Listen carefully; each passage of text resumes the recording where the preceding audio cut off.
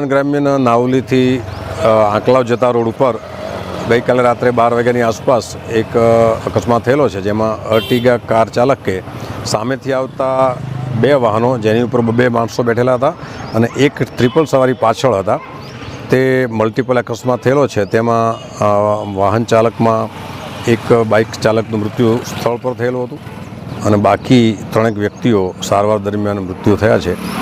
આ અંગે રોડ પરનું રોડ એન્જિનિયરિંગનો અભ્યાસ ચાલી રહ્યો છે અને જે સાહેબ બચી ગયા છે એમની ફરિયાદ લઈ આણંદ ગ્રામ્ય પોલીસ હાલમાં તપાસ કરી રહી છે।